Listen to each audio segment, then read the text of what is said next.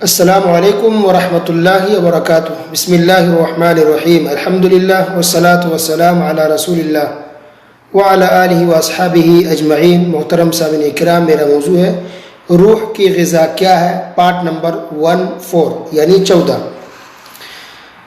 ذکر و اذکار کی بات کئی درسوں سے چل رہی تھی، کئی دروس کے اندر ذکر و اذکار کی فضیلت، اس کی اہمیت، اس کے فائدے، اس کے الفاظ، اس کے جملے، اس کے سینٹینس، یہ ساری باتیں آپ کو بتائی گئی کہ قرآن حدیث کے اندر کس طرح کے ذکر و اذکار آئے ہوئے ہیں، ذکر و اذکار ہمیں کب کرنا چاہیے، کس طرح سے کرنا چاہیے، کون سے الفاظ ہیں، اور کس ذکر و اذکار کی کیا فضیلت ہے، کیا اہمیت ہے، اس کا کیا فائدہ ہو سکتا ہے۔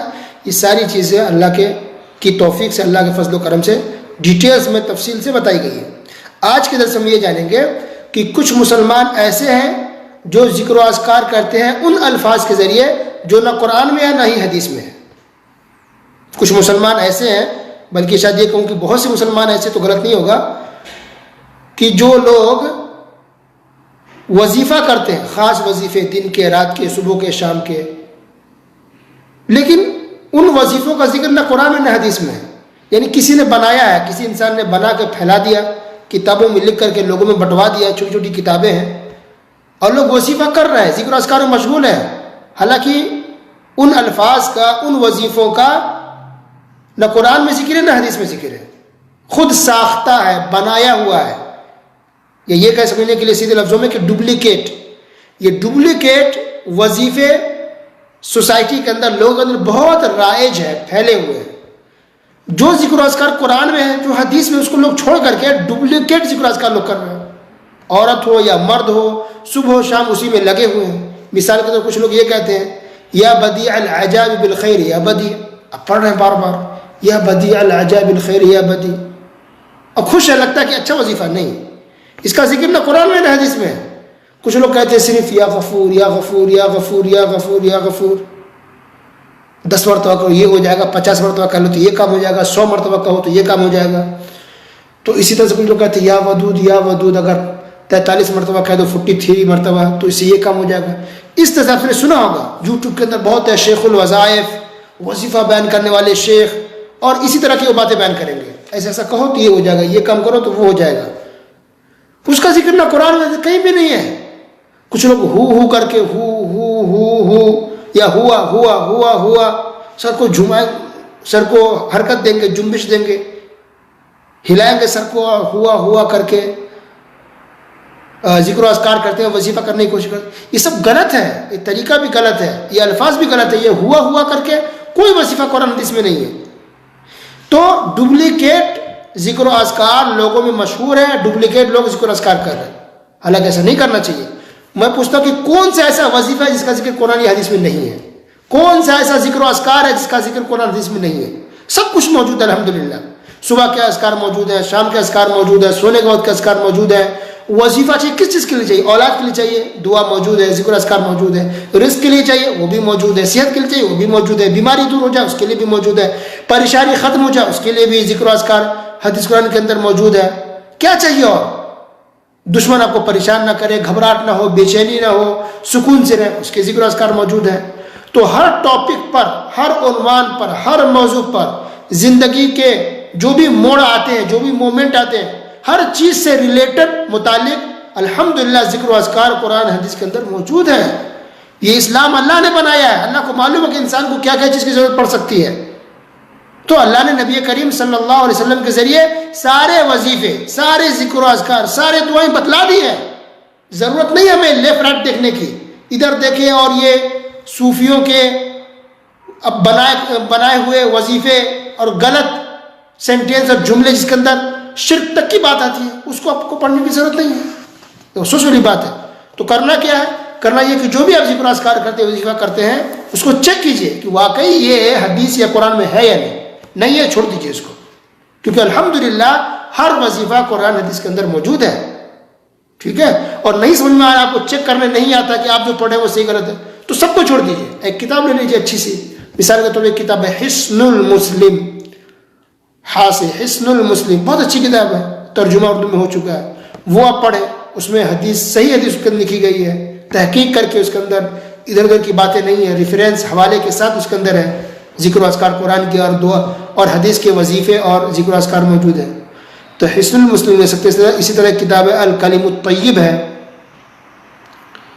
وہ لے سکتے ابن تیمیہ رحمہ اللہ کی، اسی طرح اور بھی الوابل الصیب ابن القیم رحمہ اللہ کی ہے، الوابل الصیب صاد سے، عربی میں تھی لیکن اس کا بھی الحمدللہ اردو میں ترجمہ ہو چکا ہے، الوابل الصیب ابن القیم کی اردو میں ترجمہ ہو چکا ہے، اس کو پڑھیے آپ، یا الاذکار ہے امام نووی کی، وہ پڑھیے، یعنی وہ کتاب پڑھیے جس کو بڑے بڑے علماء نے لکھا ہے، جو پوری دنیا جانتی ہے، جو محدث تھے، عالم تھے، محقق تھے، جنہوں نے تحقیق کر کے ریسرچ کر کے دعاؤں کو، وظیفوں کو، ذکر و اذکار کو جمع کیا کتابوں کے اندر، وہ آپ پڑھیں اور ادھر ادھر کی باتوں کو چھوڑ دیں۔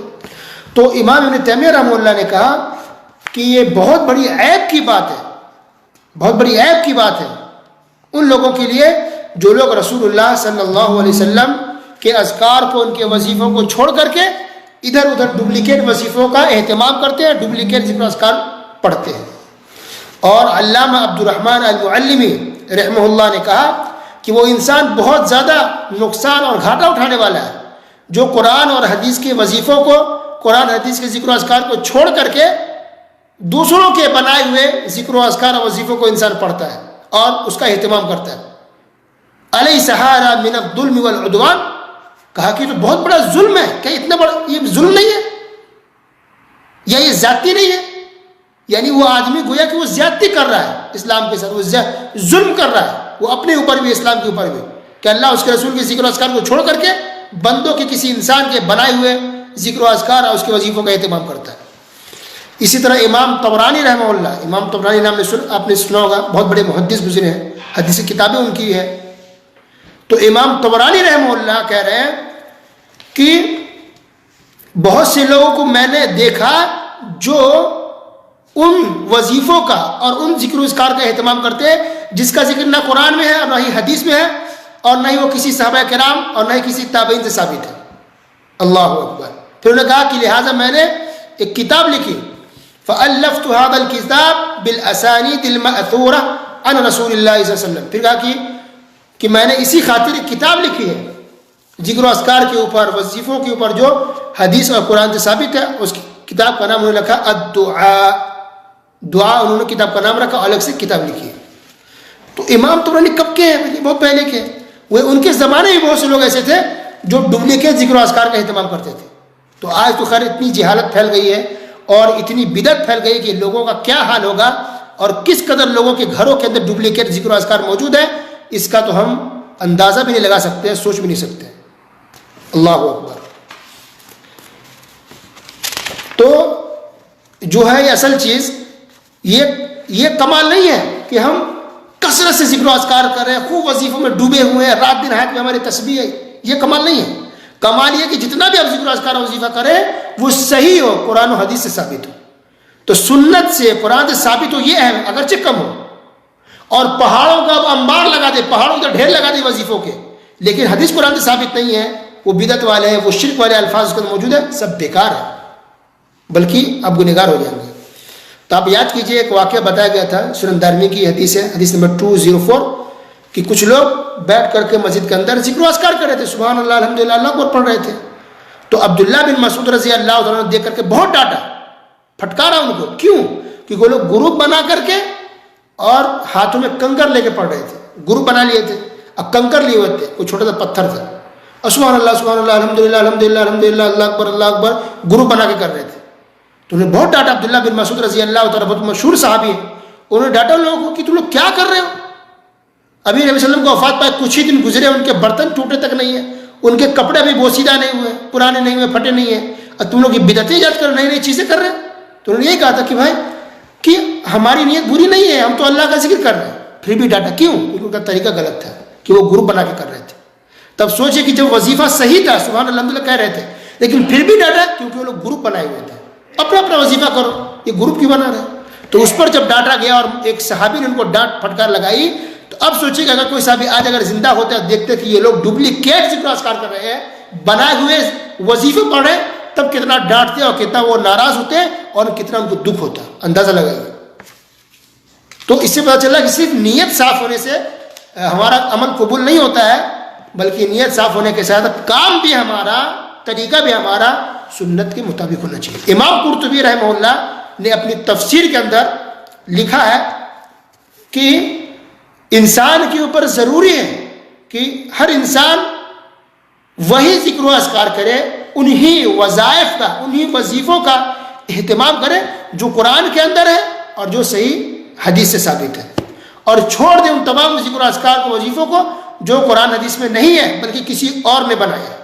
اور یہ نہیں کہا کہ میں نے فلاں شیخ کے وظیفوں کو اختیار کیا، فلاں شیخ نے یہاں لکھا وہاں کہا، نہیں، بلکہ قرآن و حدیث کے وظیفوں کو کے پڑھنے کا اہتمام کرے، کیونکہ اللہ نے اس کو چنا ہے، اللہ نے اس کو اختیار کیا، ان وظیفوں کو، ان ذکر و اذکار کو، اور اللہ سے زیادہ اچھا چننے والا اور اچھے جملوں اور اچھے سینٹینس کا اہتمام کرنے والا اور کوئی نہیں ہو سکتا۔ تو یہ حال ہے مسلمانوں کا جو ڈپلیکیٹ ذکر و اذکار اور ڈپلیکیٹ وظیفوں کا اہتمام کرتے ہیں۔ تو اس کے اندر کیا کیا خرابی ہو سکتی ہے، اب یہاں سے سنیے۔ جو ڈپلیکیٹ لوگوں کے بنائے ہوئے وظیفوں اور لوگوں کے بنائے ہوئے ہیں ذکر و اذکار کا اگر اہتمام کریں گے تو اس کے اندر کیا کیا خرابی رہتی ہے وہ میں گناتا ہوں پوائنٹس میں۔ نمبر 1 کہ اس میں آپ کا مقصد پورا نہیں ہو پائے گا۔ آپ جو چاہتے ہیں کہ خیر و برکت ہو، پریشانی دور ہو، مصیبت دور ہو، سکون ملے، سیدھے راستے میں چلے، ڈپلیکیٹ وظیفہ کریں گے، کسی اور کا بنایا ہوا ذکر و اذکار کا اہتمام کریں گے تو آپ کی تمنا، آپ کا جو ارادہ ہے، آپ کا جو مقصد ہے وہ آپ کا پورا نہیں ہو پائے گا۔ یہ خرابی ہوتی ہے۔ دوسری خرابی ہے نمبر 2 کہ آپ بہت زیادہ اجر و ثواب سے محروم ہو جائیں گے، کیونکہ جو اتنے بڑے میں جو اجر و ثواب کی باتیں کہی گئی حدیث کے اندر، آپ نے سنا، کئی پچھلے درسوں میں بیان کیا گیا، تو اس سے محروم ہو جائیں گے، کیونکہ اجر و ثواب تبھی ملے گا جب وہی ذکر و اذکار کریں گے، جیسے لا حول ولا قوت الا باللہ، اس کے وظیفے ثواب بتایا گیا ہے، یا سبحان اللہ بحمدہ سبحان اللہ العظیم وہ بتایا گیا ہے، اور ہے کی فضیلت بتائی گئی ہے۔ تو وہی جملے اور وہی ذکر و اذکار پڑھیں گے تبھی تو آپ کو وہ ثواب ملے گا نا۔ لیکن کوئی اور جملہ لائیں گے، کوئی اور ورڈس لائیں گے، کوئی اور سینٹینس لائیں گے، ڈپلیکیٹ لائیں گے، تو کیا وہ ڈپلیکیٹ اور کسی اور کے بنائے ہوئے وظیفے پر اللہ تعالیٰ آپ کو وہ ثواب دے گا؟ کبھی نہیں ہو سکتا۔ تو آپ بہت زیادہ اجر و ثواب سے محروم ہو جائیں گے۔ یہ دوسری کمی ہوئی، خرابی ہے۔ تیسری خرابی یہ ہوتی ہے کہ ہو سکتا ہے کہ آپ کی دعائی قبول نہ ہو اور آپ کے وظیفے قبول نہ ہو، ٹھیک ہے؟ کیونکہ اللہ کے رسول صلی اللہ علیہ وسلم نے فرمایا من عمل عملا لیس علیہ امرنا فہو رد، کہ کوئی بھی انسان کوئی کام کرے جو ہمارے طریقے پر نہیں ہے تو وہ مردود ہے، ریجیکٹڈ ہے۔ چوتھی خرابی یہ ہوگی یا ہوتی ہے کہ یہ ڈپلیکیٹ ذکر و اذکار بنا، ڈپلیکیٹ جو مارکیٹ میں لوگوں نے بنایا ہے وظیفے، اس کے اندر اگر غور کریں آپ، اس کے معنی مطلب کو سمجھے تو عام طور پر اس کے اندر بہت سے جملے، سینٹینس، بہت سے ورڈز ایسے ہوتے ہیں جو شرکیہ ہوتے ہیں، استغفر اللہ، شرک والے سینٹینس اس کے اندر ہوتے ہیں، بدعت والے سینٹینس اس کے اندر ہوتے ہیں، بے ادبی والے سینٹینس اس کے اندر ہوتے ہیں۔ تو بتائیے شرک، اب وظیفہ بھی کریں اور اس کے اندر شرکیہ جملہ ہو، جیسے مثلا غیر اللہ سے مدد مانگی جا رہی ہے، غیر اللہ سے وسیلہ طلب کیا جا رہا ہے، غیر اللہ سے مدد مانگی جا رہی ہے، اور بہت ایسے جملے اگر پڑھیں تو استغفر، انسان ایسا لگتا ہے کہ اسلام سے نکل جائے گا۔ غیر اللہ سے انسان مدد طلب کرے تو کفر ہے، یہ شرک اکبر ہے۔ تو اس طرح کا کہ عربی میں لکھ دیا گیا، آپ کو تو نہیں پتا، عربی عبارت، عربی سینٹینس کو دہرا رہے اور مطلب کو غور نہیں کر رہے۔ تو ڈپلیکیٹ بہت سے ذکر اذکار میں وظیفے میں یہ ہوتا ہے کہ اس کے اندر شرک والے ورڈس ہوتے ہیں، بدعت والے ورڈس ہوتے ہیں۔ اور پانچواں نقصان آپ کا یہ ہوگا کہ جو انسان ڈپلیکیٹ وظیفہ پڑھنے کا عادی ہو جاتا ہے تو پھر وہ قرآن و حدیث کے ذکر و اذکار کی طرف انسان نہیں آ پاتا، وہ کہ بہت دور چلا گیا، وہ شرک بدعت میں ڈوب گیا۔ تو جو سنت سے ثابت ہے ذکر و اذکار وظیفے، اس کی طرف انسان آ نہیں پاتا، تو کتنی بڑی بد نصیبی ہو گئی سوچیے۔ اور چھٹا 6 نمبر جو نقصان ہوتا ہے وہ یہ کہ انسان گویا کی اچھی چیز کو چھوڑ کر کے بری چیز لے رہا ہے۔ یعنی مثال سے یہ سمجھ سکتے ہیں کہ گویا کہ آپ کو آب زمزم دیا گیا تو آپ زمزم کا پانی چھوڑ کر کے اور آپ تالاب کا پانی پی رہے ہیں، یہی ہو گیا نا، آپ زمزم چھوڑ کر کے تالاب کا پانی پی رہے ہیں۔ یہ ایسے ہی ہوگا جیسے انسان قرآن حدیث کے وظیفوں کو چھوڑ کر کے اور دوسروں کے بنائے ہوئے وظیفے کو انسان پڑھ رہا ہے، تو کتنی بڑی بیوقوفی ہے، کتنا بڑا نقصان ہے۔ اور نمبر 7 جو نقصان ہوتا ہے وہ یہ کہ ایسا کرنے سے اہل کتاب یہودی اور کرسچن ہے اس سے مشابہت لازم آتی ہے، یعنی اس سے میچنگ لازم ہے، گویا کہ آپ اس کی پیروی کر اس کو فالو کر رہے ہیں. کیونکہ ان لوگوں نے، یہودیوں نے، کرسچن نے ایسے کیا کہ ان کے نبیوں نے جو باتیں بتائی تھی اس کو چھوڑ کر کے وہ اپنی طرف سے چیزیں لاتے تھے، اپنا طریقہ، اپنی چیز، نیا، کچھ نیا ہونا چاہیے، کچھ الگ ہٹ کے ہونا چاہیے نا، ہٹ کے وہ ہلاک کر دیتے. تو دین کے معاملے میں ہٹ کے نہیں ہوتا، کپڑا پہنیے ہٹ کے، کھائیے ہٹ کر کے، لیکن دین کے معاملے میں ہٹ کے نہیں چلتا. تو کرسچن یہودی یہ کام کرتے ہیں کہ نئی چیزیں لاتے ہیں، تو مسلمان بھی گویا کہ اس کو فالو کر رہا ہے اس چیز میں. اور نمبر 8 جو نقصان ہے وہ یہ کہ جو ڈپلیکیٹ جو وظیفے بناتے ہیں وہ عام طور پہ جاہل ہوتے ہیں، اس کو صحیح سے عربی تک نہیں آتی ہے، اس کا معنی مطلب نہیں سمجھتے.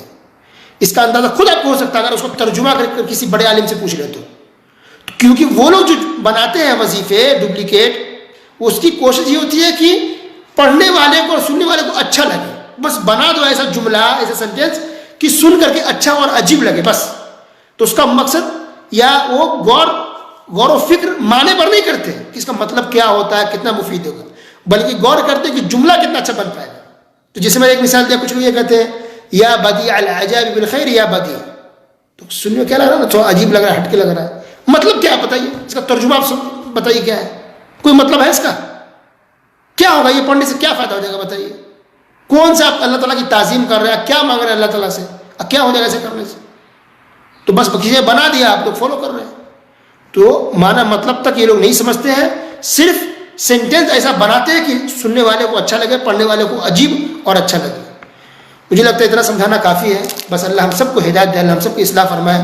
جو قرآن و حدیث کی جو اذکار ہے، جو وظیفہ، الحمدللہ وہ ہمارے لیے کافی ہے. اللہ تعالیٰ ہمارے لیے کافی، اللہ کو سب معلوم ہے کیا ہونا چاہیے کیا نہیں ہونا چاہیے. اور رسول اللہ صلی اللہ علیہ وسلم سے زیادہ اچھے جملے، اور رسول اللہ صلی اللہ علیہ وسلم سے زیادہ وظیفے، اور رسول اللہ صلی اللہ علیہ وسلم سے زیادہ ذکر و اذکار کیا اور ہمیں بتا سکتے ہیں؟ کبھی نہیں، ہرگز نہیں، بالکل نہیں. تو کیا ہمیں بھروسہ نہیں اللہ تعالیٰ پر؟ تو الحمدللہ کیا ہمیں بھروسہ نہیں قرآن و حدیث پر کہ ہم دوسروں کی طرف جاتے ہیں اور ڈپلیکیٹ ذکر و اذکار وظیفوں کو اپناتے ہیں؟ اور قرآن اس کے اتنے وظیفے ہیں الحمدللہ، شمار نہیں کر سکتے، گن نہیں سکتے الحمدللہ. ہر ٹاپک پر، ہر مضمون سے متعلق، ہر ضرورت سے متعلق ذکر و اذکار وظیفے موجود ہیں. آپ کو کیا چاہیے وہ وظیفہ حدیث قرآن کے اندر موجود ہے. آپ کو کس چیز کی ضرورت ہے، کس طرح کا وظیفہ کرنا، ساری چیزیں حدیث قرآن کے اندر موجود ہے. قرآن حدیث ہمارے لیے کافی ہے الحمدللہ. ہمیں لیفٹ اور رائٹ گھومنے کی اور گمراہ ہونے کی ضرورت نہیں ہے، ہم سیدھے راستے پر چلیں. اللہ ہم سب کی اصلاح فرمائے، اللہ ہم سب کو ہدایت دے، اور ڈپلیکیٹ ذکر و اذکار سے، ڈپلیکیٹ وظیفوں سے، ڈپلیکیٹ لوگوں سے، گمراہ کرنے والے لوگوں سے اللہ ہم سب کو محفوظ رکھے. اور قرآن کے اندر جو ذکر و اذکار جو وظیفے آئے ہیں، جو صحیح حدیث سے ثابت ہے، اسی کو اپنانے کی، اسی کو پڑھنے کی اور اسی کا اہتمام کرنے کی توفیق عطا فرمائے. آمین. وصلی اللہ علی نبینا محمد وعلی آلہ وصحبہ اجمعین. والسلام علیکم ورحمۃ اللہ وبرکاتہ.